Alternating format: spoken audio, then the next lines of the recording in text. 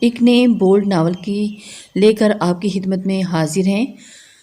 ہسپتال کی راہداری میں اس وقت بے قراری سے چلتی ہوئی ماہی ہر دیکھنے والی نظر کو چونکنے پر مجبور کر رہی تھی۔ اس وقت اس کے چہرے پر فکر کی دبیز تہ چڑھی ہوئی تھی اور آنکھیں متلاشی ہو کر ارد گرد بھٹک رہی تھیں، جس کے اندر تیرتے ہوئے آنسو اس کے دل کی بے قراری کو ظاہر کر رہے تھے۔ کچھ دیر تو وہ پرسوچ نظروں سے ادھر ادھر دیکھتی رہی، جب ایک دم کسی خیال کے آ جانے پر وہ تیزی سے پلٹی اور ایک دم سے بھاگتے ہوئے ایم ڈی آفس کی جانب بڑھی۔ یہ شہر کا معروف اور مشہور ہسپتال تھا، جہاں پر اس وقت وہ اپنے بیمار باپ کو لے کر علاج کے لیے اتنے مشہور اور معروف ہسپتال بنا پیسوں کے کون اس کا علاج کرتا پہ یہ بات اس کی سمجھ میں نہیں آ رہی تھی۔ یہ بات اس کی سمجھ میں نہیں آ رہی تھی کہ ایم ڈی آفس کی جانب اس کے بڑھتے ہوئے قدموں کو گارڈ نے روکنے کی کوشش کی اور آگے بڑھ کر اسے اپنے بازو پر پھیلاتے ہوئے اسے جانے سے منع کیا، لیکن وہ اس وقت اس کی حالت میں تھی کہ اسے کسی چیز کی سمجھ نہیں آ رہی تھی۔ اسے اس وقت صرف اور صرف اپنے باپ کو بچانا تھا، جو اس کے لیے دنیا کا سب سے زیادہ ضروری کام تھا، اور اس کا باپ اس کا آخری سہارا تھا، اور آخری سہارا بالکل چھیننے کے قریب تھا۔ گارڈ نے سر توڑ کوشش کرتے ہوئے اسے سمجھایا کہ آج ایم ڈی آفس میں جانے کی کسی کی ہمت نہیں ہوئی، خاص طور پر اس کے جیسے عام اور معمولی لوگوں۔ علاج کروانا تو دور کی بات، یہاں آنے کے لیے بھی برسوں پیسے جمع کرتے رہتے ہیں، لیکن اس وقت وہ لڑکی اس کے قابو سے باہر ہو چکی تھی۔ اسی لیے بنا کسی بھی بات کا لحاظ کرتے ہوئے وہ دروازہ کھولتے ہوئے ایم ڈی کے آفس چلی گئی، جہاں وہ اپنے مصروف سا ٹانگ پر ٹانگ چڑھائے اپنے کام میں مصروف تھا، اور ایک دم سے دھماکے سے دروازہ کھلا اور اس نے چونک کر باہر دیکھا۔ جب وہ لڑکی بدحواسی میں اندر داخل ہوئی اور وہ حیران رہ گیا۔ آج تک اس کے آفس میں کوئی یوں بنا بتائے نہیں آیا تھا، اور اس کے ساتھ ہی گارڈ بکلایا ہوا اندر داخل ہوا اور معذرت خواہ لہجے میں بولا، "آئی ایم سوری سر، میں روک رہا تھا لیکن یہ قابو میں نہیں آ رہی تھی۔" وہ بھویں سکیڑ کر اس لڑکی کو دیکھنے لگا جب وہ بدحواسی میں اس کے قریب ہوتی ہوئی بولی، "کتنے ظالم ہو تم لوگ، دیکھو میرے بابا سخت بیمار ہیں، پلیز ان کا علاج کر دو، آخر تم لوگ بھی تو انسان ہو۔"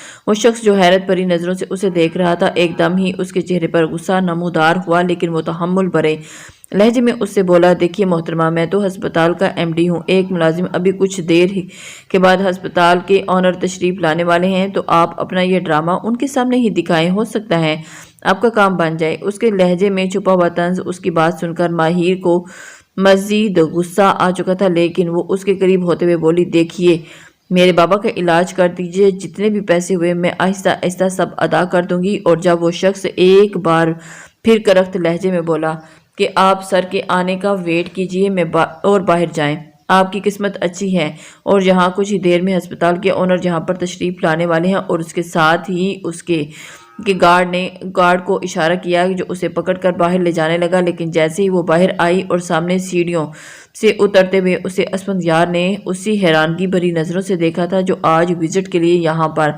تشریف لایا تھا، لیکن ایم ڈی آفس میں غیر معمولی شور نے اسے متوجہ کیا، اور اب یہ باہر نکلتی ہوئی لڑکی کو دیکھ کر وہیں رک چکا تھا۔ گارڈ نے اس لڑکی کو چھوڑتے ہی اسے سلام کیا، اور اس کے سلام کرنے کے انداز سے اس سے سامنے موجود شخص کی پرسنالٹی سے ہی ماہی کو اندازہ ہو چکا تھا کہ یہ وہی اس ہسپتال کا آنر ہے۔ اس لیے وہ تیزی سے اس کی طرف لپکتے ہوئے، اس سے پہلے کہ وہ اس سے مدد کی درخواست کرتی، جب اسفندیار نے گارڈ کو اشارہ کرتے ہوئے کہا کہ اسے میرے کمرے میں لے آؤ، اور خود مغرورانہ چال چلتے ہوئے اندر چلا گیا تھا۔ جب وہ گارڈ کے ساتھ ہی کمرے میں داخل ہوئی تو وہ دروازے کی جانب پشت کیے کھڑا تھا، کرسی پر پوری شان اور شوکت کے ساتھ برجمان تھا، اور اسے دیکھتے ہوئے جھجک کر اس کی جانب بڑی توجہ سے اس شخص نے گارڈ کو چلے جانے کے لیے حکم دیا، اور وہ خاموشی سے سر جھکا کر چلا گیا۔ کچھ دیر تو ماہر کو اس بات کرنے کا انتظار کرتی رہی، اور پھر خود ہی آگے بڑھتے ہوئے بولی، "سر، اس ہسپتال میں میرے بابا ایڈمٹ ہیں، ان کی طبیعت بہت خراب ہے، خدا را مجھ پر رحم کریں۔" میرے پاس پیسے نہیں ہیں، لیکن میں اپنے بابا کا علاج اسی ہسپتال سے کروانا چاہتی ہوں۔ انہیں کہیے کہ کیوں نہیں جلد سے جلد ٹھیک کر دیں۔ میں وعدہ کرتی ہوں کہ میں ساری رقم جمع کروا دوں گی جب بھی میرے پاس پیسے آ جائیں گے۔ اور اس کے بعد سن کر اسفندیار نے حیرت اور طنز کے ملی جلی نظروں سے اسے دیکھا، اور وہ اس وقت سوچ بھی نہیں سکتا تھا کہ یہ لڑکی اس سے اس قسم کا مطالبہ کر رہے گی۔ کچھ دیر تو وہ اسے دیکھتا رہا، اور وہ دیکھنے میں جس قدر معصوم لگ رہی تھی وہ تھی ہی اتنی ہی معصوم۔ لمبے گھنے بال پشت پر لہرائے ہوئے تھے اور آنکھیں رو رو کر سوج چکی تھی، اور وہ اس وقت اس کی کیفیت سے بخوبی واقف تھا۔ اس لیے کچھ دیر اسے دیکھنے کے بعد بولا، ٹھیک ہے، میں تمہاری بات مان لیتا ہوں اور انہیں حکم دیتا ہوں کہ یہ تمہارے بابا کا علاج کریں، اور اس کے بدلے میں تمہیں بھی میری بات ماننی ہوگی۔ ماہی حیرت بھری نظروں سے اسے دیکھنے لگی۔ جہاں اس کی پہلی بات نہیں اسے بے حد خوشی دی تھی، وہیں اس کی آخری خواہش کو سن کر وہ کچھ پل تو حیرانگی بھری نظروں سے اسے دیکھتی رہی، اور اندازہ نہیں لگا سکتی تھی کہ وہ اسے کیا کہنا چاہ رہا ہے، کہ ایک بار پھر اس کے سامنے بیٹھا شخص کس طرح کا مطالبہ کرے گا۔ نہ جانے وہ اس کا مطالبہ پورا بھی کر پائے گی یا نہیں، لیکن اسے اپنے باپ کی زندگی بے حد عزیز تھی، اسی لیے جلدی اس بات میں سر ہلا دیا اور بولی، ٹھیک ہے، لیکن میں کیا کروں؟ جب اسفندیار کی بات سن کر اسے یوں لگا کہ جیسے ہسپتال کی چھت اس کے سر پر گر پڑی ہو۔ کچھ خاص نہیں، تمہیں بس مجھ سے نکاح کرنا پڑے گا۔ اسے یوں محسوس ہو رہا تھا جیسے سامنے بیٹھے شخص اس سے مزاح کر رہا ہے، لیکن اس کے چہرے پر سنجیدگی کو دیکھتے ہوئے وہ اس کی حالت خاصی عجیب ہو چکی تھی۔ یہ آپ کیا کہہ رہی ہیں؟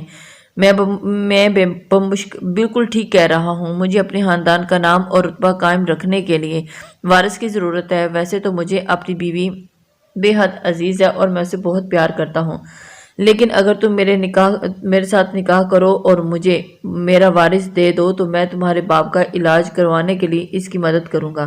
ماہر پر تو سورج پرسوچ نظروں سے اس شخص کی جانب دیکھ رہی تھی جو یوں آرام سے بات کرتے ہوئے بھی اس کے سر پر بم گرا رہا تھا، اور اسے یوں سوچ گم کو دیکھتے ہوئے ایک بار پھر اسفند مخاطب ہوا، مجھے نہیں لگتا کہ تمہارے باپ کے پاس اتنا زیادہ وقت ہوگا کہ تم وہ وقت سوچتے سوچتے ہی گنوا بیٹھو۔ اور اس کی بات سن کر ماہی کو ایک دم سے دوبارہ ہی اپنے باپ کی فکر نے آن گرا تھا، اور اس نے بنا کچھ سوچے سمجھے حامی بھر لی تھی اور کہا، ٹھیک ہے، آپ انہیں حکم دیں کہ میرے بابا کا علاج کریں اور میں آپ سے نکاح کروں گی۔ ٹھیک ہے، میں ابھی حکم دیتا ہوں انہیں، اور لیکن اس سے پہلے کہ تمہیں مجھ سے نکاح کرنا پڑے گا ابھی اور اسی وقت۔ ماہر کو بالکل سمجھ نہیں آ رہی تھی کہ آخر مقدر اس کے ساتھ کون سا مزاح کرنے والا ہے۔ سب سے پہلے ہی غربت کی چکی میں پستی ہوئی زندگی، باپ جیسا آخری شفیق اور سہارا جو اس وقت قابل رحم حالت میں پڑا تھا، اور ٹھیک ہے، میں آپ سے نکاح کرنے کے لیے تیار ہوں۔ اس نے اپنے باپ کی زندگی کے لیے اپنی تمام خواہشات اور خوابوں پر پتھر رکھتے ہوئے فیصلہ کر لیا تھا۔ ضرورت انسان کی سب کچھ کروا لیتی ہے، اور اسے فی الوقت اپنے باپ کے علاج کی اشد ضرورت تھی۔ وہ کسی بھی قیمت اس آخری شخص کو کھونا نہیں چاہتی تھی جس کے بعد شاید اسے کوئی پوچھنے والا بھی نہیں ہو۔ کچھ ہی دیر کے بعد اس نے پاس پڑا ہوا موبائل اٹھایا اور نمبر ملاتے ہوئے کسی کو تاکید کرنے لگا۔ ماہی کے سامنے بھی اس نے ایک کال کر دی تھی کہ فلاں وارڈ میں پڑے ہوئے شخص کا فوری طور پر علاج شروع کیا جائے، اور وہ جانتی تھی کہ وہ یہاں پر اتنی حیثیت رکھتا ہے کہ اس کے ایک اشارے سے ہی تمام ڈاکٹر اس کے باپ کا علاج میں مصروف ہو جائیں گے۔ اس شخص نے اسے یہیں بیٹھنے کا حکم دیا۔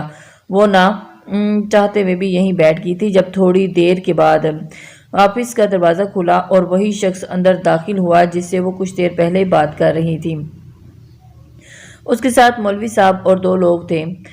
وہ تو حیران اور پریشان ان کو دیکھتی رہ گئی کہ اس کا سب سے قیمتی اور سب سے بڑا دن یوں گزرنا تھا۔ اس نے کبھی خواب و خیال میں بھی نہیں سوچا تھا کہ وہ یوں ہی خیالوں میں گمسم سی بیٹھی رہی، اور جب کچھ دیر کے بعد مولوی صاحب نے اس سے پوچھا، ماہر ذوالفقار، کیا تمہیں اسفندیار کے ساتھ نکاح قبول ہے؟ تو اس نے آنکھیں موندتے ہوئے اس بات میں سر ہلا دیا۔ اس کے باپ کا بیمار اور کمزور چہرہ اس کی آنکھوں کے سامنے لہرا گیا، اور 2 آنسو اس کی آنکھوں سے نکلتے ہوئے اس کے گالوں پر بہہ گئے تھے۔ وہ تو بس یہ چاہتی تھی کہ جلد ہی یہ سب کچھ ختم ہو اور اس کے باپ کا علاج شروع ہو جائے۔ جس کے لیے اس نے اتنی بڑی قربانی دے ڈالی۔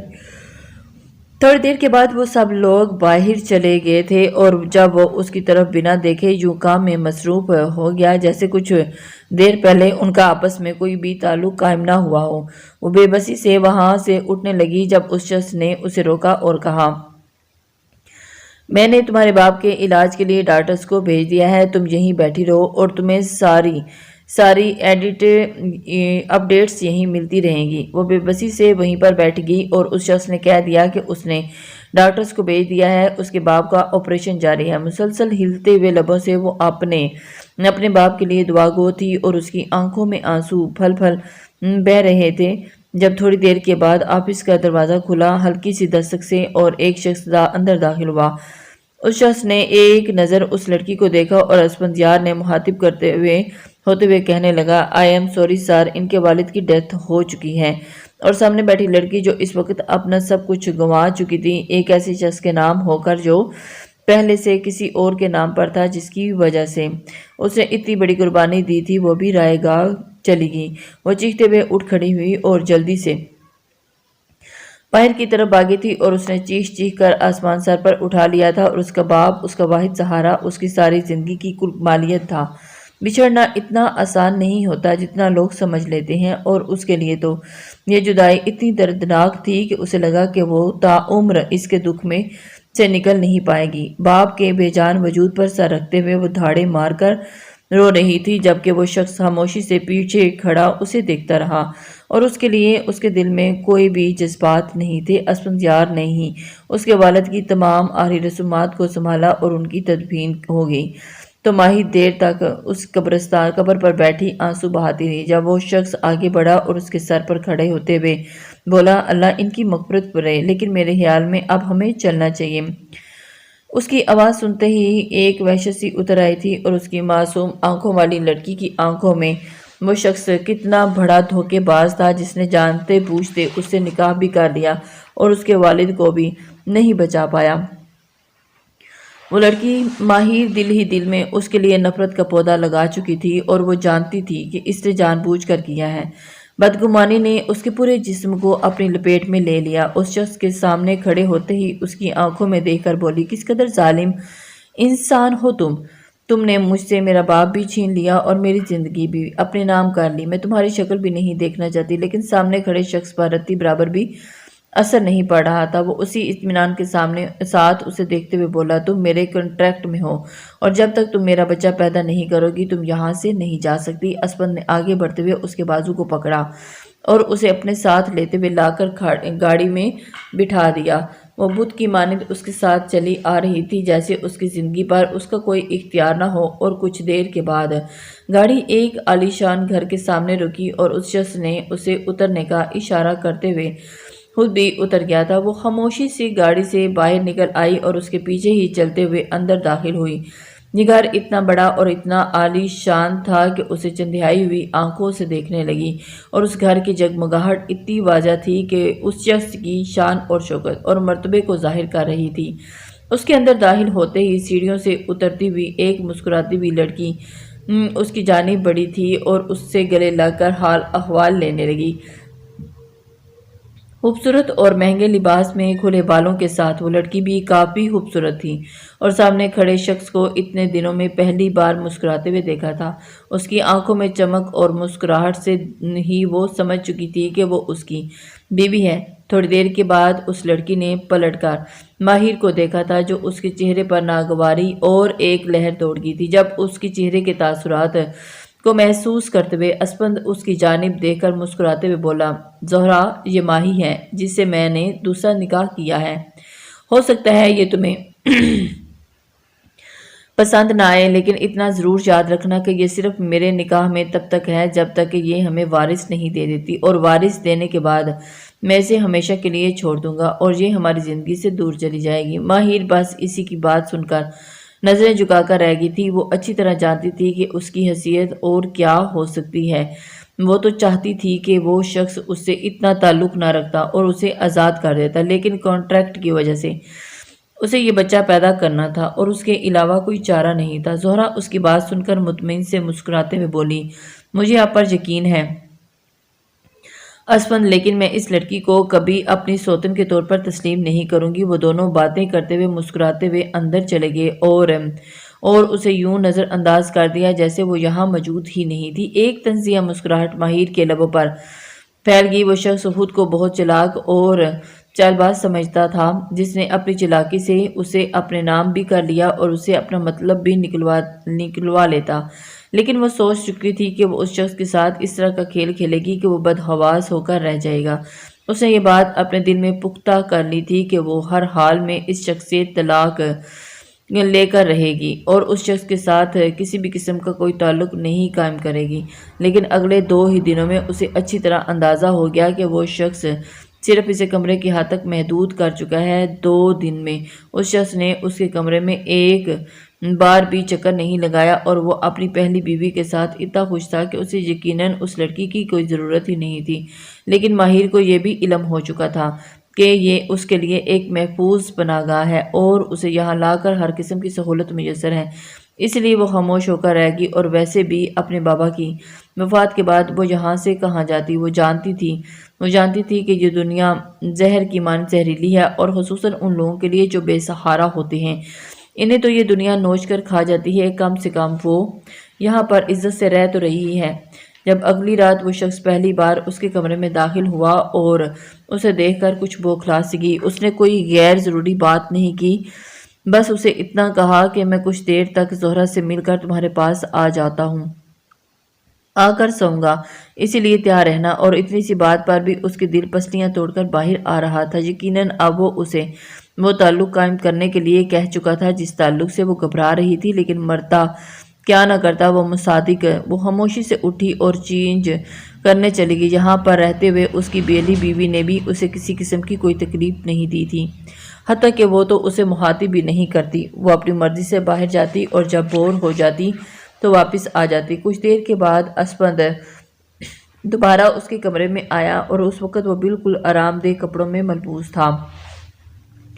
وہ آتے ہی اس کے پاس بیڈ پر لیٹ گیا اور خاموشی سے اسے دیکھتی رہ گئی۔ جب اسپند نے بات کا آغاز کرتے ہوئے اسے کہا کہ تم جانتی ہو کہ میری زندگی میں زہرا کی کیا اہمیت ہے اور میں اسے کبھی بھی خود سے دور نہیں کر سکتا، مجبوراً مجھے تم سے وہ تعلق قائم کرنا پڑا ہے جس کے باعث مجھے میرا وارث مل سکے۔ اگر یہ ضروری نہ ہوتا تو شاید میں کبھی بھی زہرا کو چھوڑ کر کسی اور عورت کے پاس قریب نہیں جاتا۔ اور اس کے بعد نہ ہی اس شخص نے اسے کوئی بات کی اور نہ ہی کسی قسم کوئی وعدے اور نہ ہی کوئی تسلیاں، بس اس نے وہ تعلق قائم کیا اور پھر اٹھ کر دوسرے کمرے میں چلا گیا۔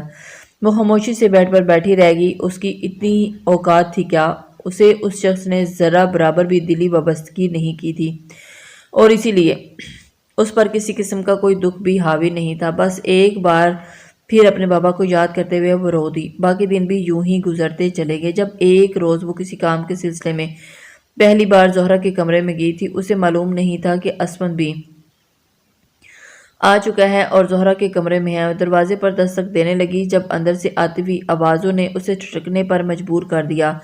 مجھے اچھا نہیں لگتا کہ یہ لڑکی اس طرح ہمارے گھر میں رہ رہی ہے۔ میں چاہتی ہوں کہ اب اسے علیحدہ ہی شفٹ کروا دیں۔ جب اسپند کی آواز اس کے کانوں سے ٹکرائی اور وہ تھم کر رہ گئی تھی۔ زہرا، ہمیں بس اپنا وارث چاہیے اور اس کے لیے ہم اس لڑکی کو استعمال کر رہے ہیں، اور اگر اس روز اس کا باپ بچ جاتا تو شاید یہ ہمارے ہاتھ نہ آتی، لیکن مجھے پتہ چل چکا تھا کہ اس کا باپ کسی صورت بھی نہیں بچ سکتا، اس لیے میں نے زیادہ وقت ضائع کرنے کی بجائے سیدھا اپنے مدعے پر بات کی تھی اور کامیاب بھی ہو گیا۔ اس سے زیادہ میں اس میں سننے کی سکت نہیں تھی۔ وہ تو خود کو استعمال کرنے دے رہی تھی اور اس شخص نے اس کے باپ کے لیے محنت کی تھی، لیکن وہ تو شکر ادا کر رہا تھا کہ اس کا باپ اس دنیا سے چلا گیا، اور اس لمحے اندر بیٹھا شخص اسے کوئی درندہ ہی لگ رہا تھا جو اس کے باپ کو نوچ کر کھا گیا تھا۔ شاید وہ اس روز کوشش کرتا تو اس کا باپ بچ جاتا۔ یقیناً اس شخص نے کوشش بھی نہیں کی ہوگی اور وہ اپنے کمرے میں چلی گئی اور اس کی آنکھوں سے آنسو مسلسل بہہ رہے تھے۔ وہ پوری رات اس قدر اذیت کی کیفیت میں رہی تھی کہ اسے یہ لوگ کسی بھیڑیے سے کم نہیں لگ رہے تھے جو کسی بھی انسان کو اپنے مطلب کے لیے استعمال کر سکتے ہیں۔ اور اس رات اس نے فیصلہ کر لیا کہ ایک پل بھی یہاں نہیں رہے گی، سو اس مقصد کے لیے وہ دن چڑھنے سے پہلے ہی اپنا سامان اٹھا کر وہاں سے چلی گئی۔ وہ جہاں بھی جاتی لیکن مزید اس گھر میں نہیں رہ سکتی تھی جس گھر میں اس کے باپ کی موت کو بھی اپنے مفاد کی نظر کر دیا گیا ہو۔ وہ یہاں سے نکلی اور اپنے پرانے گھر چلی گئی۔ وہ گھر ہی کیا تھا، بالکل جھونپڑی نما، جہاں اس نے اپنے باپ کے ساتھ وقت گزارا تھا، اور اس کے ارد گرد والے لوگ کافی عرصے کے بعد اسے لوٹتے دیکھ کر حیران ہو چکے تھے، اور اس گھر میں ایک ایک کونے میں اس کے باپ کی یادیں سمٹی ہوئی تھیں۔ اس نے عہد کر لیا تھا کہ اب وہ اس گھر میں کبھی بھی واپس نہیں جائے گی اور نہ ہی اس شخص سے اسے ڈھونڈ پائے گا، لیکن یہ محض اس کی ہم خیالی ہی ثابت ہوئی تھی۔ جب صبح زہرا اور اسپند کے علم میں یہ بات آئی کہ وہ یہاں سے جا چکی ہے تو انہیں کافی پریشانی لاحق ہوئی۔ اسپند اتنا غیر ذمہ دار شخص نہیں تھا، وہ اسے اپنے نکاح میں ہونے کے باوجود یوں ادھورا چھوڑ دیتا۔ اسے اس وقت اس لڑکی پر شدید غصہ آ رہا تھا۔ وہ نہیں جانتا تھا کہ وہ کیوں چلی گئی۔ ہو سکتا ہے وہ اسپند کے رویے سے دل برداشتہ ہو کر چلی گئی ہو یا کوئی اور بات، لیکن اس نے مسلسل اس کی تلاش شروع کر دی، اور اسے ڈھونڈنا اسپند کے لیے ذرا برابر بھی مشکل کام نہیں تھا، اور وہ لڑکی سمجھ رہی تھی کہ وہ اسے کبھی ڈھونڈ ہی نہیں پائے گا۔ 2-3 دن کے بعد ہی اس کے دروازے پر کھڑا تھا، اور اسے دیکھ کر اس قدر آگ بگولا ہو چکا تھا کہ اس کی آنکھوں سے غصہ اور وحشت ابھر رہی تھی، جسے دیکھتے ہی ماہر خوف زدہ ہوگی۔ وہ تو سوچ ہی نہیں سکتی تھی کہ وہ اسے اتنا جلدی ڈھونڈ نکالے گا۔ وہ شخص اس کی سوچ سے بھی زیادہ تیز تھا۔ وہ اسے کبھی بھی یوں جھانسا دے کر آزادی حاصل نہیں کر سکتی تھی، اور وہ یہ بس لمحوں کی بات تھی جب اس نے وہیں پر کھڑے ہو کر وہ خطرناک منصوبہ بنا لیا جس منصوبے نے اس کی بنیادوں کو ہلا کر رکھ دینا تھا۔ اسے اس شخص سے اس قدر نفرت ہو چکی تھی کہ وہ ہر حال میں بھی اس کی خوشیاں چھین لینا چاہتی تھی۔ وہ اچھی طرح جانتی تھی کہ اس کی خوشیاں زہرا اسپند ہے۔ افسوس کے ذہن میں وہ چال بن لی، اور جس چال نے زہرا اسپند اور اسپند کی زندگی سے خوشیوں کو نوچ لینا تھا۔ وہ معصوم سی نظر آنے والی لڑکی جس کے دل میں ایک ہی دم سے اس قدر زہر اور بدگمانی بھر گئی تھی کہ وہ سب کے لیے خطرناک ثابت ہونے والی تھی۔ وہ خاموشی سے اندر چلی گئی، اور جب اسپند یار نے اندر جاتے ہوئے اس کے بازو کو زور سے پکڑا اور اسے اپنی طرف پھیرتے ہوئے سختی سے بولا، تمہاری اتنی جرأت کہ تم میرے گھر سے یوں بنا بتائے غائب ہو جاؤ۔ ماہی کی آنکھوں میں ایک دم ہی آنسو اترنے لگے، اور اس کے ذہن میں وہ چال بازی بن لی تھی جو چال بازی اب اسپند یار کو زیر کرنے والی تھی۔ اس نے چہرے پر اتنی معصومیت سجا لی کہ وہ معصومیت کسی کو بھی دھوکہ دے سکتی تھی۔ تبھی وہ نم لہجے میں اسپند کو دیکھتے ہوئے بولی، آپ کی زندگی میں میری حیثیت ہی کیا ہے؟ آج مجھے آپ کے گھر آئے ہوئے 15 دن ہونے کو ہیں، اور آپ ان 15 دنوں میں بھی ایک بار ہی میسر ہوئے ہیں۔ میں جیسی بھی ہوں آپ کی بیوی ہوں، اور آپ پر مکمل حق رکھتی ہوں۔ جب اس کی بات نے سامنے کھڑے اسپند کو مزید ہلا دیا تھا، ایک لفظ بھی اپنی زبان سے ایسا نہ نکالنا ورنہ میں تمہاری زبان کاٹ دوں گا۔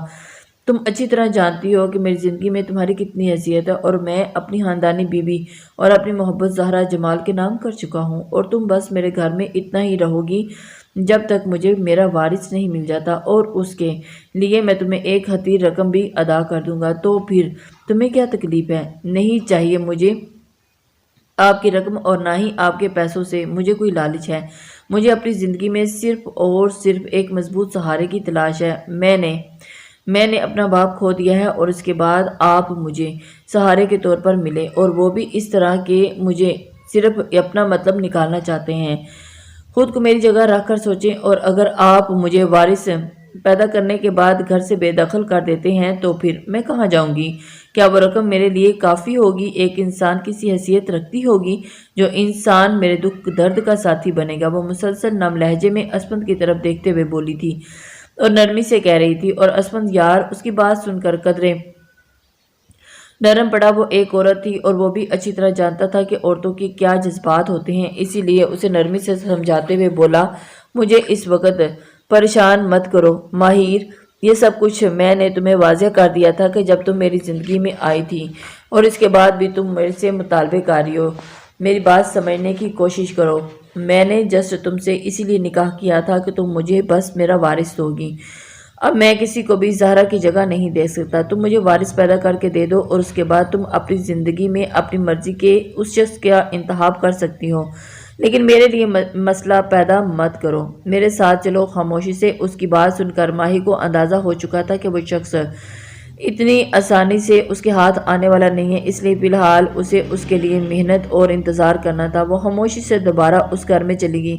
جب زہرا بھی اسے دیکھ کر کافی غصہ ہوئی تھی، اس نے تو ماہی کے سامنے یہ تک کہہ دیا تھا کہ اس لڑکی نے ہمیں ضرور کسی نہ کسی پریشانی میں مبتلا کرنا ہے، جبکہ وہ یہ نہیں جانتی تھی کہ وہ واپس ہی آئی ہی اسی لیے ہے کہ زہرا کی زندگی کو اجیرن بنا سکے۔ زہرا کی زندگی کو برباد کرنے کا مقصد صرف اور صرف یہ تھا کہ وہ عصمت کی زندگی میں زہر گھول کر اس کی زندگی کی خوشیاں نوچ لیتی۔ وہ بس خاموشی سے اپنے کمرے میں چلی گئی اور اگلا منصوبہ اس نے بہت واضح طور پر بن لیا تھا۔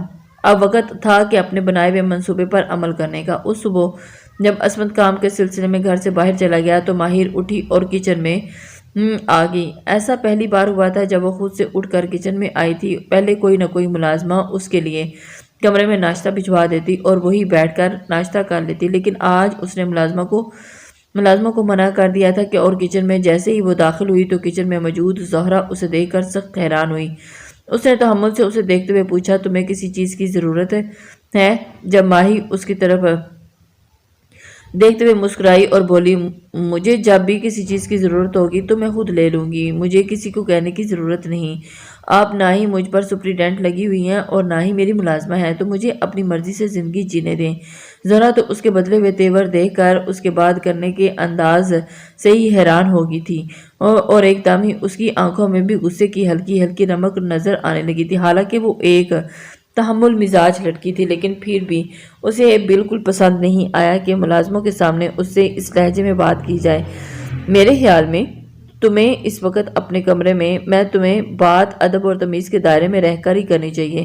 جب اس کی بات سن کر ایک بار پھر ماہی نے وہی رد عمل دیا اور اسے دیکھتے ہوئے بولی، یہ بھی تم مجھے سکھاؤ گی؟ ایک دم ہی اب تک تم تک کا سفر اس نے لمحوں میں طے کر لیا تھا۔ مزید اسے بحث نہ کرنے پر اکتفا کرتے ہوئے زہرا تیزی سے اس کے قریب سے گزرتے ہوئے کمرے میں چلی گئی، لیکن اسے غصہ آ رہا تھا۔ وہ تو اس لڑکی سے پہلے ہی ہائپ رہتی تھی اور اب اس لڑکی کے باقاعدہ طور پر اسے آنکھیں بھی دکھانی شروع کر دی تھی، اور وہ عصمت سے بات کرنے کا سوچ رہی تھی جب اس نے عصمت کو پریشان کرنے کا سوچ کر خاموش ہو گئی تھی۔ اور ویسے بھی یہ گھر کے چھوٹے موٹے مسائل تھے جنہیں وہ خود بھی ہینڈل کر سکتی تھی، اور اس کے لیے عصمت کو تکلیف دینے کی ضرورت نہیں تھی۔ اسے مناسب بھی نہیں لگا، اور وہ اچھی طرح جانتی تھی کہ اس لڑکی کی عصمت کی زندگی میں کتنی حیثیت ہے، اور وارث دینے کے بعد عصمت اسے اپنی زندگی سے نکال دے گا۔ کانٹریکٹ بیس میرج پر اسے فی الحال کوئی اعتراض بھی نہیں تھا، لیکن وہ یہ نہیں جانتی تھی کہ ماہی اب اس دن تنگ کرنے والی ہے جس نے پختہ ارادہ کر لیا تھا کہ وہ اس لڑکی کو نیچا دکھا کر رہے گی۔ اس شام عصمت آیا تو اس کے ہاتھ میں پھول اور شاپنگ بیگ تھے۔ دیکھ کر زہرا کا چہرہ کھل اٹھا تھا، اور وہ لاؤنج میں گزرتی ہوئی ماہی نے بھی ایک نظر ان دونوں کو دیکھا تھا جو مسکراتے ہوئے اس کے پاس سے آئی اور سرگوشیانہ لہجے میں بات کر رہے تھے۔ زہرا خوشی سے صبح والے معاملے کو بالکل ہی فراموش کر گئی تھی، اور اس کے لیے سب سے زیادہ ضروری تھا عصمت کا ساتھ جو اسے ہر لمحہ میسر تھا۔ ماہی کے چہرے کے رنگ بدل چکے تھے، عصمت کے چہرے پر پرسکون اور زہرا کے چہرے کی خوشی نے اسے حد درجہ بے چین کر دیا تھا۔ وہ جلتے ہوئے کمرے میں چلی گئی تھی جب وہ دونوں زہرا کے کمرے کی طرف چلے گئے اور اس کے لیے خود ہی شاپنگ کر کے لے آیا۔ خوبصورت لباس جنہیں دیکھ کر وہ سرا اٹھی، اور نگینوں سے مزین بریسلٹ جس پر عصمت کا نام جگمگا رہا تھا، عصمت نے اپنے ہاتھوں سے وہ بریسلٹ زہرا کو پہنائی تھی۔ وہ زہرا کھل اٹھی تھی۔ اللہ نے عورت کا مزاج اتنا بنایا ہے کہ جب اسے وہ خوشی کے چند مواقع میسر آتے ہیں تو اپنے من پسند شخص اس کے لیے یہ مواقع فراہم کرے تو وہ ہر قسم کی درستی اس قسم کے رویے کو فراموش کر دیتی ہے اور اس کے لیے قیمتی ہوتا ہے۔ وہ تو صرف اپنے من پسند شخص کا ساتھ اور اس کے ساتھ گزارے ہوئے خوبصورت لمحات ایسے ہی زہرا کے ساتھ ہوا جب وہ کسی قسم کی تلخی مزاجی کا سامنا کرتی ہوئی جو اسے ماہی کی طرف سے سہنی پڑی تو اسے اپنے شوہر کی طرف سے دی گئی خوشیوں کا صدقہ سمجھ کر ہی فراموش کر دیتی، جب وہ اچھی طرح جانتی تھی کہ اگر عصمت کو ان سب باتوں کے متعلق بتا دے تو وہ اتنا آگ بگولا ہو جائے گا کہ کوئی غلط قدم نہ اٹھا لے۔ اسے ذرا برابر بھی اچھا نہیں لگتا کہ وہ کوئی زہرا کے ساتھ بدتمیزی کرے جس سے آج تک اس نے خود بھی سخت لہجے میں بات نہیں کی تھی۔ زہرا ہر وقت ہی وہ بریسلٹ اپنی کلائی کی زینت بنائے رکھتی۔ اس شام اس نے وہ بریسلٹ اتاری اور میز پر رکھ دی۔ تھوڑی دیر وہ باہر چہل قدمی کے لیے باغیچے میں چلی گئی۔ یہ اسمند کے آنے کا وقت نہیں تھا۔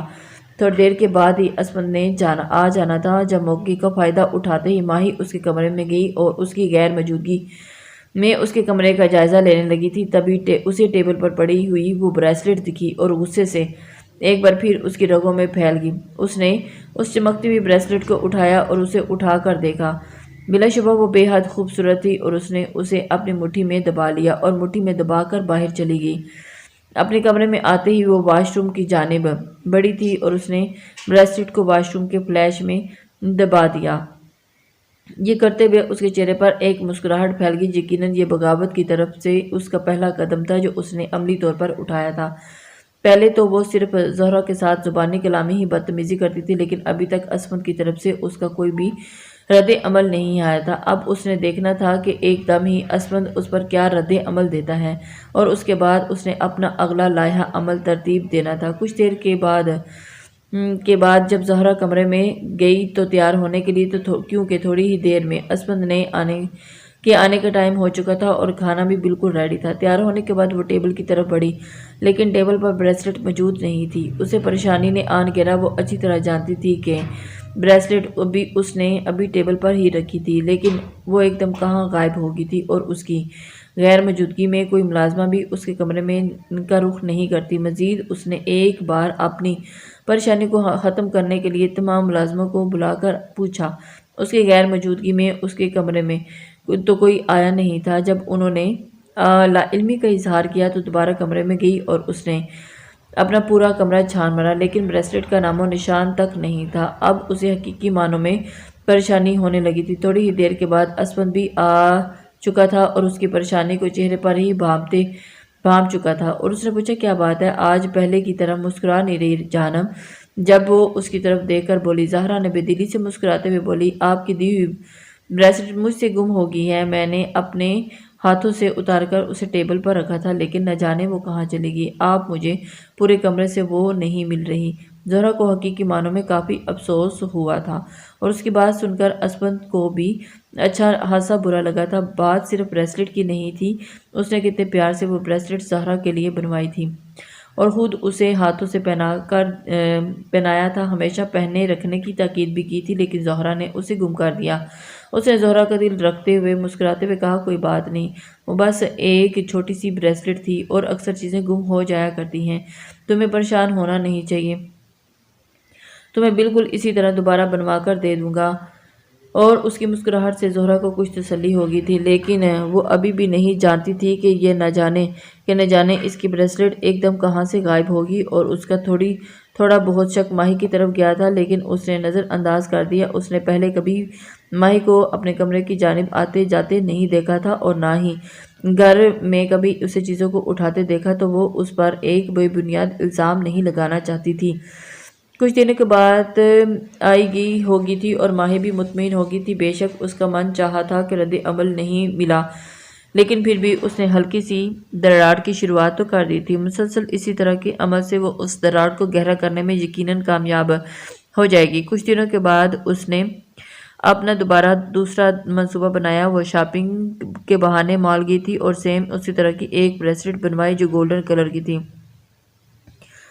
اور اس میں صرف رنگوں کا ہی تضاد تھا۔ وہ بریسلٹ اس نے بنوا کر اس کے اوپر اسمند کا نام لکھوانے کے بجائے محض اے لکھوا لیا تھا، اور اگلے روز اسمند کے گھر سے جانے کے بعد وہ پہن کر ادھر ادھر گھوم رہی تھی۔ جب تھوڑی ہی دیر کے بعد زہرا نے اس کے ہاتھ میں پہنا ہوا وہ بریسلٹ نوٹ کیا تو اس کا ماتھا ٹھنکا۔ یہ بالکل اسی کے بریسلٹ جیسی بریسلٹ تھی اور اس پر لکھا ہوا اے۔ وہ ایک لمحے میں سمجھ گئی تھی کہ اس پر اسمند کا نام یہ لکھا ہوا ہے۔ اسے سے اس کے تان بدن میں آگ پھیلنے لگا۔ آخر اسمند نے اسے کیوں نہیں بتایا کہ یہ بریسلٹ اس نے ماہی کے لیے بھی بنوائی تھی اور اسے بھی گفٹ کے طور پر دی ہے؟ اسے کتنا برا ہوگا کہ ماہی نے اس کی دی ہوئی بریسلٹ پہنی ہوئی ہے اور جبکہ اس کی وہ بریسلٹ گم ہو گئی ہے۔ اسے ذرا برابر اندازہ نہیں تھا کہ وہ لڑکی خود ہی اتنی چلاک ہوگی کہ ماہی اچھی طرح جانتی تھی کہ اگر اسمند کے سامنے یہ پہنے رہے گی تو اسمند اس پر اتنی توجہ نہیں دیتا۔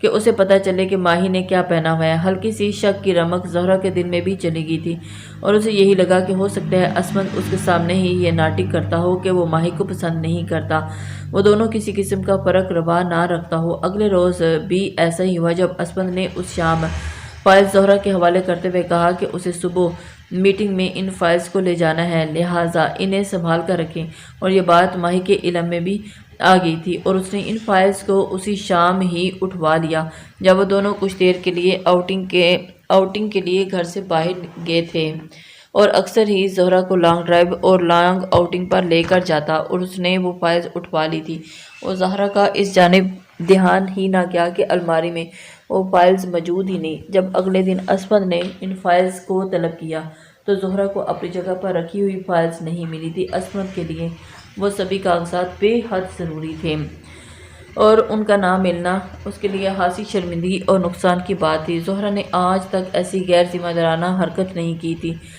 جیسی حرکت وہ اب سر انجام دے رہی تھی۔ کافی دیر زہرا پورے کمرے میں وہ ڈھونڈتی رہی لیکن ان فائلز کا نام و نشان تک نہ ملا۔ اس وقت اتنا غصہ آ رہا تھا عصمت کو کہ قابل بیان تھا۔ اسے پریشانی نے آن گرا تھا کہ ان فائلز کے بنا اس کی ساری میٹنگ کینسل ہو جائے گی، اور ایسا ہی ہوا۔ وہ بنا فائلز کے غصے کی حالت میں آفس کے لیے نکل گیا۔ جب آفس میں اس کی میٹنگ کینسل ہوگی اور اسی دوپہرہ وارڈروب کھولنے کے بعد وہ فائل بالکل اپنی جگہ پر موجود تھی، اور زہرا یہ دیکھ کر ہی سن ہو کر رہ گئی تھی کہ یہ کوئی غیر معمولی حرکت نہیں تھی، اور اچھی طرح جانتی تھی کہ وہ سوچ سمجھ کر جہاں پر بھی ضروری چیزیں رکھتی وہ چیزیں وہاں پر موجود نہیں ہوتی، اور فائل اب اس وقت پر یہاں موجود تھیں۔ اسے سمجھ نہیں آ رہی تھی کہ اس کے ساتھ کیا چل رہا ہے۔ زہرا کے دماغ میں بہت زیادہ الجھنوں سے گھرا ہوا تھا۔ اس نے سب سے پہلے عصمت کو کال کی اور اسے فائل کے متعلق بتایا۔ جب وہ اس کی بات سنتے ہی بھڑک اٹھا، اب کیا کروں میں؟ ان کا جتنی شرمندگی میں نے اٹھانی تھی اٹھا لی، اب انہیں باہر پھینکوا دو یا پھر آگ لگوا دو انہیں، اس نے کہتے ہوئے کال کاٹ دی، اور زہرا وہیں پر بیٹھی رہ گئی تھی۔ کوئی تھا جو اس کے ساتھ اتنا بڑا کھیل کھیل رہا تھا، اور پہلی فرصت میں ہی اس کا مکمل شک ماہی کی طرف گیا، اور وہ اچھی طرح جانتی تھی کہ ماہی کے علاوہ کوئی بھی یہ حرکت نہیں کر سکتا، اور اس کی دو ملازمائیں کافی پرانی تھی اور ان پر وہ حد درجہ اعتماد کرتی تھی۔ انہوں نے آج تک اس کے کمرے میں ان چیزوں کو ہاتھ تک نہیں لگایا تھا، اور اب کہ صرف وہی چیزیں ہی غائب ہو رہی تھی جو اسے مطابقت رکھتی تھی۔ کچھ نہ کچھ ایسا تھا جو اسے شدید کھٹک رہا تھا۔ جب وہ اپنے کمرے سے اٹھی اور ماہی کے کمرے میں چلی گئی، ماہی اپنے کمرے میں آئینے کے سامنے بیٹھی نیل پالش لگا رہی تھی۔ زہرا کو آتے دیکھ کر وہ مسکرائی اور بولی، امید ہے کہ آپ کی فائلز آپ کو مل چکی ہوں گی سوتن صاحبہ۔ وہ زہرا بے یقینی سے کھڑی رہ کر اسے دیکھتی رہی، اور پھر وہ اس کی جانب بڑھی اور بڑے غصے سے بولی، تم سمجھتی کیا ہو خود کو؟ سب کچھ کرنے کے بعد مجھے عصمت کی زندگی سے نکال دو گی یا اپنی بنیادیں اس گھر میں مضبوط بنا دو گی؟ یہ تو تمہاری غلط فہمی ہے۔ نہ ہی میں عصمت کی زندگی سے جانے والی ہوں اور نہ ہی اس گھر سے جانے والی ہوں، تو میرے خیال سے تمہیں اپنی ان حرکتوں کو کنٹرول کر لینا چاہیے، اس سے پہلے کہ میں سب کچھ عصمت کو بتا کر تمہارا پتہ کاٹ دوں۔ لیکن وہ طنز یا مسکراہٹ لبوں پر سے جا کر زہرا کو دیکھتی رہی۔ زہرا اپنی بات ختم کرتے ہوئے اسے قہر بھری نظروں سے دیکھتے ہوئے واپس چلی گئی، اور شام جب عصمت آیا تو اس کے چہرے پر ہلکا ہلکا غصہ تھا، لیکن زہرا نے آج پختہ ارادہ کر لیا تھا کہ وہ ساری بات عصمت کو بتا کر رہے گی۔ لیکن اس سے پہلے کہ وہ اس سلسلے میں ایک دوسرے کے ساتھ بات کرتے، جب دروازے پر ہلکی سی دستک ہوئی اور عصمت نے دروازہ کھولا، سامنے کھڑی ہوئی ماہی اسے معصومیت سے دیکھ رہی تھی، اور اتنے دنوں میں وہ شخص اس لڑکی کو تو بالکل ہی فراموش کر چکا تھا جیسے ہی وہ اس گھر میں رہتے ہوئے ہو نہ ہو۔ زہرا حیرت سے دروازے کی جانب دیکھ رہی تھی جب ایک دم سے ماہی اندر داخل ہوئی اور روتے ہوئے زہرا کی جانب دیکھتے ہوئے بولی، آپ نے دن بھر مجھے جلی کٹی سنائی ہے اور میں آپ کے ڈر کی وجہ سے آپ کے کمرے میں نہیں آ پائی، لیکن اب یہاں پر موجود ہیں تو میں ان کے سامنے ہی آپ سے معافی مانگنے کے لیے آئی ہوں۔ آپ یقین کریں مجھے تو آپ کی رکھی ہوئی فائلز کے متعلق کچھ بھی پتہ نہیں، بلکہ میں تو آج پہلی بار آپ کے کمرے میں آئی ہوں، اگر پھر بھی آپ کو شک ہے تو وہ فائز میں نے ادھر ادھر کی تھی تو میں آپ سے معافی مانگتی ہوں، لیکن پلیز میری نسل اور میری کلاس اور میری اوقات کے لحاظ سے مجھے طعنے نہ دیا کریں۔ زہرا اسے حیرت سے دیکھ رہی تھی، اور وہ لڑکی کتنی چال باز تھی اس بات کا تو اسے اندازہ ہی نہیں تھا، لیکن اب اسپند کے سامنے وہ خود کو حیران اور پریشان کھڑی تھی۔ جب ماہی تیزی سے آگے بڑھی اور اسے پہلے کے قدموں میں گرتی زہرا جلدی سے پیچھے ہٹ گئی تھی۔ اسپند جلدی سے آگے بڑھا اور اسے کاندھے سے پکڑتے ہوئے کھڑا کیا اور کہا، تم اپنے کمرے میں جاؤ، اور ماہی روتے ہوئے اپنے کمرے میں چلی گئی۔ اسپند بھی حیرت سے زہرا کو دیکھ رہا تھا، اور اس کے بدگمان نظروں سے اچھی طرح واقف ہو چکی تھی۔ وہ جانتی تھی کہ اب اسپند اس کی بات پر یقین نہیں کرے گا۔ وہ تو خود اتنا بے یقین اور حیرت زدہ تھا کہ سوچ بھی نہیں سکتا تھا کہ اس کی بیوی اتنی جاہلیت کا مظاہرہ کر سکتی ہے کہ وہ گھر میں پڑی ہوئی اس لڑکی کو اس کی اوقات کے طعنے دیا کرے اور اپنی غلطی بھی اس کے سر پر تھوپ دے۔ اور یہ شخص اس کا بے یقینی ان کی طرف پہلا قدم تھا، اور پھر ہر دوسرے تیسرے روز ہی اس قسم کے واقعات ہونے لگے۔ جب اس رات وہ زہرا سے بد کلامی کرنے کے بعد ماہی کے کمرے میں گیا اور پریشان سا بیڈ پر بیٹھ گیا، ماہی کو آج اندازہ ہو چکا تھا کہ وہ شخص اس کے کمرے میں ضرور آئے گا، اسی لیے اس نے آج کچھ زیادہ ہی تیاری کر لی تھی۔ وہ آہستہ آہستہ اسے اپنی بیوی سے بدگمان کرتے ہوئے اتنا بے سکون کر رہی تھی کہ جتنا وہ چاہتی تھی۔ سفید رنگ کی سلک کی نائٹی میں ملبوس وہ جب وہ واش روم سے باہر نکلی تو یوں ظاہر کیا جیسے وہ اسپند کی موجودگی سے حیران ہوئی ہو، لیکن اس سے پہلے ہی اندازہ ہو چکا تھا کہ کوئی اس کے کمرے میں موجود ہے۔ اس نے ایک نظر اسے دیکھا اور نظروں کا رخ موڑ لیا۔ جب وہ اس کے پاس بیٹھتے ہوئے بولی، کیا بات ہے، آپ پریشان نظر آ رہے ہیں۔ اس کی بات سن کر خاموش سا بیٹھا رہا، اور جب وہ حد درجہ ہمدردی کا مظاہرہ کرتے ہوئے اس کا منہ اپنی طرف موڑ کر بولی، میں جانتی ہوں کہ آپ ہی کی وجہ سے پریشان ہے۔ ظاہر ہے وہ آپ سے محبت کرتی ہیں، اور کوئی عورت بھی یہ برداشت نہیں کر سکتی کہ کوئی اس کے گھر میں ایک سوتن موجود ہو، اسی وجہ سے وہ اس طرح کا بیہیویئر کر رہی ہیں۔ شاید میری موجودگی سے ڈسٹرب ہو، تو میں تو اب بھی آپ کو کہتی ہوں کہ مجھے چھوڑ دیں، میری وجہ سے اپنی زندگی برباد مت کریں۔ جب اسپند نے ایک نظر اسے دیکھا اور اس کی آنکھوں میں لگاتار بہتے ہوئے آنسو اسپند کو مزید پریشانی میں مبتلا کر رہے تھے، اور اس نے آگے بڑھ کر اس کے آنسو صاف کرنا چاہے تھے، جب ماہی ایک دم سے اس کے گلے لگی۔ وہ سفید سلک کی نائٹی میں موجود سسکتی ہوئی لڑکی اس کے گلے سے لگی اور اسے ضبط کو آزما رہی تھی، اور اس رات اس نے اسپند کے قریب ہوتے ہوئے بھی اس کی ساری پریشانی وقتی طور پر زائل کر دیا تھا۔ وہ کافی حد تک پرسکون ہو چکا تھا، اور اب ہر بار ایسا ہونے لگا جب بھی کسی بات پر اس کی زہرا سے بحث ہو جاتی تو وہ کمرہ چھوڑ کر ماہی کے کمرے میں آ جاتا، اور پھر ماہی اس کی پوری رات ہی رنگین بنا دیتی۔ اپنی معصوم باتوں اور ظاہری ہمدردی کی وجہ سے وہ شخص آہستہ آہستہ زہرا سے دور ہونے لگا تھا، اور اس بات کو زہرا نے شدت سے محسوس کر لیا تھا، اور آئے روز اتنی غیر معمولی واقعات شروع ہونے لگے کہ زہرا مجرمہ کی حیثیت اختیار کرنے لگی۔ کچھ نہ کرنے کے باوجود بھی وہ لڑکی اسے مجرم بنا دیتی اور اسپند کی نظروں میں اپنی اہمیت کھوتی جا رہی تھی۔ جب اس روز ماہی کی طبیعت حد سے زیادہ خراب ہوگی، لیکن اس نے اس کا ذکر زہرا سے نہیں کیا، اور جب اس شام اسپند کمرے میں آیا تو وہ اسپند کے گلے لا کر رونے لگی اور اسے کہا کہ وہ سارا دن ہی تڑپتی رہی درد کے باعث، لیکن آپ ہی نے مجھے ہسپتال منتقل نہیں کیا۔ اسپند تو اب ویسے بھی آنکھیں بند کر کے اس پر یقین رکھتا تھا، لہٰذا اس وقت اسے لے کر ڈاکٹر کے پاس چلا گیا۔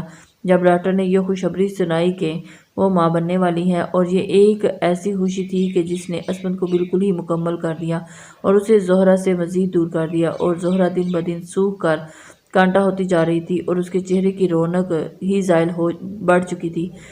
وہ شخص جسے اس نے ساری زندگی چاہا تھا ایک دم سے اسے منہ موڑ کر بیٹھ گیا، اور اس پر واقعات جو اسے مکمل طور پر گھائل کر چکے تھے اب وہ رشک زدہ نظروں سے ماہی کو دیکھتے ہوئے سوچتے ہوئے کہ کوئی اتنا پرسکون اور مطمئن کیسے ہو سکتا ہے، کسی کی زندگی اجاڑ کر، وہ کسی کی خوشیاں چھین کر، لیکن پھر خاموشی سے مقدر کا لکھا مان کر اپنی ہار منظور کر رہی تھی، محض یہ سوچتے ہوئے کہ ایک دن وہ شخص اس کی جانب پلٹ آئے گا۔ جب ایک روز وہ گھر آیا تو اس شام زہرا پر ایک بار پھر وبال آ گیا، کیونکہ ماہی انہیں اپنے گھٹنے پر چھوٹے موٹے چند زخم لگا لیے، اور اس روز جیسے ہی اسپند اس کے کمرے میں آیا تو اسے دیکھ کر وہ روتے بولی میں یہاں 1 منٹ اور نہیں رہ سکتی، عصمت میرے بچے کی جان کو خطرہ ہے، میں آپ کی بیوی زہرا یہ سب قبول نہیں کر پا رہی اور اس نے آج مجھے جان سے مارنے کی کوشش کی ہے۔ اور اس قدر بے یقین ہو چکا تھا کہ اس نے ایک بار بھی زہرا سے نہ پوچھا بلکہ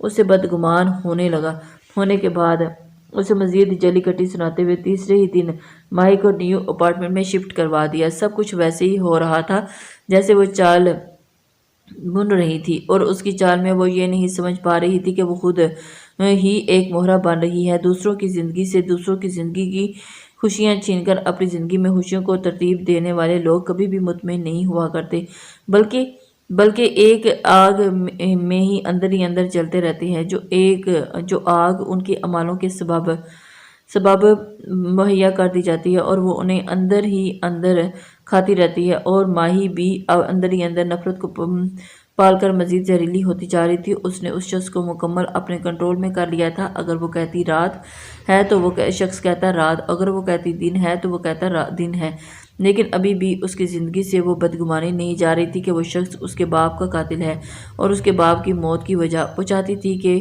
میں اس شخص کو بالکل ایسے ہی موت دوں گی جیسی موت اس نے میرے باپ کو دی ہے، ایک بے بسی کی موت جس میں وہ تڑپ تڑپ کر مر جائے، لیکن اس کے لیے اسے مزید کچھ انتظار کر رہا تھا۔ ہفتے میں 1 آدھ دن ہی عصمت زہرا کے پاس گزارتا اور باقی پورے دن وہ مکمل ہی ماہی کا خیال رکھنے میں گزار دیتا، اور زہرا کو تو ایسی چپ لگی کہ پھر ٹوٹنے کا نام ہی نہیں لیا۔ وہ لڑکی جو پہلے ہی اپنی نامکمل زندگی کے ساتھ عصمت کے سہارے جی رہی تھی، اب تو بالکل ہی مردہ سی ہو گئی تھی۔ وہ شخص بھی اس کے ساتھ اتنا بڑا دھوکہ کر سکتا ہے، اس نے تو وہم اور گمان بھی نہیں سوچا تھا کہ وہ لڑکی جسے پہلی ہی نظر میں وہ دیکھ کر اندازہ لگا چکی ہے کہ وہ بہت معصوم ہے، اور اس لڑکی نے اپنی معصومیت کو گرا کر اس کے سامنے اپنا وہ تاثیر قائم کیا جس تاثیر کو وہ ساری زندگی نہیں بھول سکتی تھی۔ ماہی کی پریگننسی کا 3واں مہینہ شروع ہو چکا تھا۔ وہ اس روز اس کی شادی کی سالگرہ بھی تھی اور بے نام سے شادی کی سالگرہ اس بار اس نے نام منانے کا یوں انتظام کیا کہ اسے اس ناپسندیدہ شخص سے مکمل نجات بھی مل جائے۔ وہ کیک اس نے اپنے ہاتھوں سے تیار کیا اور ہر روز اب اپنے ہاتھوں سے ہی اس کے لیے کھانا بناتی اور آہستہ آہستہ اسے پوائزن کی طرف لے جا رہی تھی، اور اس کا بس نہیں چلتا تھا کہ اس شخص کو ایک ہی بار زہر دے دیا جائے اس سے پہلے کہ وہ اپنے اس منصوبے پر عمل درآمد ہوتی۔ جب اس شام اس کے ساتھ وہ سب کچھ ہوا جس نے اسے ایک بار پھر ہلا کر رکھ دیا۔ اس شام وہ خوبصورت کمرے میں آئینے کے سامنے خوبصورتی سے تیار ہو رہی تھی۔ ریڈ کلر کی چمکدار ساڑی نے اس کے حسن کو مزید چمکدار بنا دیا، اور اس کے ہونٹوں پر ایک فریب مسکراہٹ تھی اور اس کے گلے میں چمکتا ہوا ڈائمنڈ پوری آب و تاب کے ساتھ چمک رہا تھا اور گھر میں مکمل خوبصورتی سے سجا ہوا تھا۔ جب ڈور بیل بجی اور وہ اپنے اوپر ایک آخری نظر ڈال کر جیسے ہی دروازہ کھولنے کے لیے گئی تو دروازے پر عصمت موجود تھا اور اسے دیکھتے ہوئے مسکرا اٹھا۔ آج وہ بے حد خوبصورت لگ رہی تھی، اور اس سے پہلے کہ عصمت اسے پکڑنے کے لیے ہاتھ بڑھاتا وہ جلدی سے پیچھے ہٹی اور پاؤں پھسلنے کے باعث وہ پیچھے کی جانب اس زور طریقے سے گری کہ اس کے پیٹ پر شدید قسم کا دباؤ پڑا اور وہ چیخ اٹھی۔ عصمت تیزی سے اس کی جانب بڑھا، لیکن اس وقت وہ درد سے ہلا اٹھی۔ درد اتنا شدید تھا کہ اسے محسوس ہوا جیسے اس کے پیٹ کا نچلا حصہ بالکل شل ہو چکا ہے۔ عصمت نے اسے جلدی سے اٹھایا اور ہسپتال کی جانب بڑھا، لیکن ہسپتال پہنچنے سے پہلے ہی وہ اپنا بچہ کھو چکی تھی اور اس نے اپنے پیٹ میں پلنے والی اس 3 ماہ کی جان کو کھو دیا جو اسے بے حد عزیز تھی، جسے وہ اپنا سہارا مان کر باقی کی زندگی اس کے سہارے گزارنے کا عہد کر چکی تھی۔ یہ خبر جوں ہی اسے ملی وہ پاگلوں کی طرح رو رہی تھی۔ اس کا بس نہیں چل رہا تھا کہ ہر چیز کو نیست و نابود کر دے۔ اس کی اس طرح کی حالت دیکھ کر عصمت بھی اندر ہی اندر گھٹن کا شکار ہو چکا تھا اور عصمت کو بہت بڑا دھچکا لگا۔ ہسپتال سے ڈسچارج ہونے کے بعد وہ گھر بھی آئی تو مسلسل پریشان اور خاموش تھی۔ نہ جانے کیوں اسے اندر ہی اندر یہ وہم کھا رہا تھا کہ اس نے اپنا بچہ صرف اپنی خراب نیت کی وجہ سے کھو دیا۔ نہ وہ کسی کے بارے میں غلط رائے قائم کر کے کسی کے گھر اجاڑتی اور نہ ہی خدا اس کی کوکھ خالی کرتا۔ آج وہ بھی بالکل ویسی ہی تھی جیسے زہرا کیا کچھ نہیں سوچا تھا اس نے اس بچے کے بارے میں، اور سب کچھ ہو گیا جس کا تو اس نے گمان بھی نہیں کیا تھا۔ اسے شدت سے یہ احساس ہو رہا تھا کہ اگر اس کے باپ کے مرنے کی وجہ اسفندیار ہے تو پھر اپنے بچے کی موت کی بھی وجہ وہ ہے۔ اس نے وہ خیال کیوں نہیں کیا کہ موت برحق ہے اور ہر شخص کو موت آ کر رہتی ہے۔ وہ باپ کی موت کے بعد وہ شخص کسی کی طرح اس کا مسیحا بنا تھا جو اسے محفوظ پناہ گاہ تک لے گیا تھا، اور اس شام اس نے پکا ارادہ کر لیا کہ آج وہ اپنی ساری حقیقت اس شخص کے سامنے بیان کر دے گی۔ وہ مزید ضمیر کا بوجھ کے ساتھ نہیں رہ سکتی جو مسلسل اسے یہ یاد دہانی کرواتا رہتا کہ اپنے بچے کی قاتلہ ہے۔ وہ معصوم سی جان اس کی خراب نیت کے باعث رائے گاں ہو گئی، اور شاید خدا بھی اسے بے حد ناراض ہو چکا تھا۔ وہ نہیں جانتی تھی کہ اس سب کے بعد کیا ہوگا، لیکن وہ آج ہر بات کلیئر کر دینا چاہتی تھی۔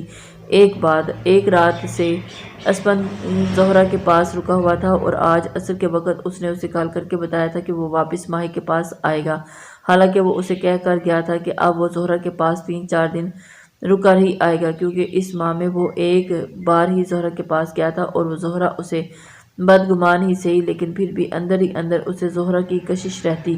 اس بات سے ماہی بھی واقف تھی، اور اس نے سوچ لیا تھا کہ وہ اس شخص کو زہرا لوٹا کر خود خاموشی سے اس کی زندگی سے واپس چلی جائے گی۔ جب اس شام آیا تو معاملہ بالکل الٹ ہو چکا تھا۔ اس شخص کے ہاتھ میں پھول دیکھ کر اس کے چہرے پر ایک پوشیدہ سی مسکراہٹ پھیل گئی تھی۔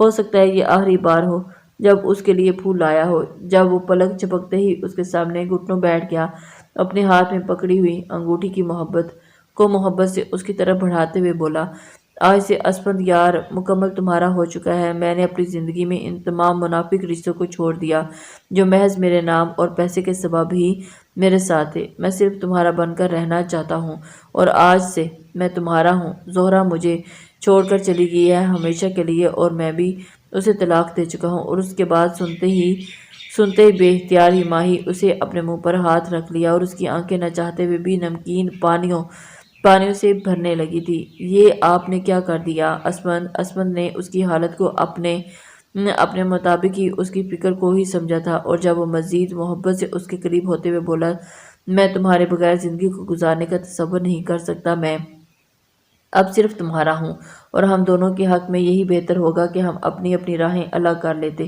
کیونکہ زہرا بھی اب میرے ساتھ مزید رہنا نہیں چاہتی، اور میں اسے اپنے ساتھ باندھ کر نہیں رکھنا چاہتا۔ وہ بیرون ملک اپنے بھائیوں کے پاس چلی گئی ہے، ہمیشہ کے لیے مجھے چھوڑ کر۔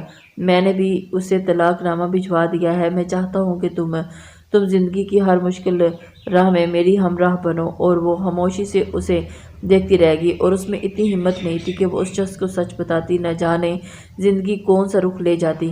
اب تو اتنا تو طے تھا کہ اسے ساری زندگی اس ضمیر کے بوجھ کے ساتھ ہی جینا تھا، اور اپنے لیے نہ صحیح اس سامنے کھڑے شخص کے لیے ہی صحیح۔ یہ کہانی صرف ایک گھرانے کی نہیں، یہ کہانی ہر شخص کے گھر کی کہانی ہے جو کسی نہ کسی رشتے کی بدولت اپنے قریبی رشتوں میں بدگمانی کی دراڑ دل میں لے کر بیٹھا ہے۔ اور مجھے بتائیں کہ اس ناول میں کون ظالم اور کون مظلوم ہے، کون اپنی من گھڑت باتوں کی بدولت ہم کسی کے لیے بدگمانی پال لیتے ہیں بنا سوچے سمجھے، اور یہ بدگمانی ہمارے رشتوں میں زہر کی مانند اتر آئی ہے، اور آہستہ آہستہ ہمارے رشتوں سمیت ہمیں بھی کھانا شروع کر دیتی ہے۔ لسنرز، امید کرتی ہوں کہ آپ کو یہ ناول پسند آئے۔ اللہ حافظ۔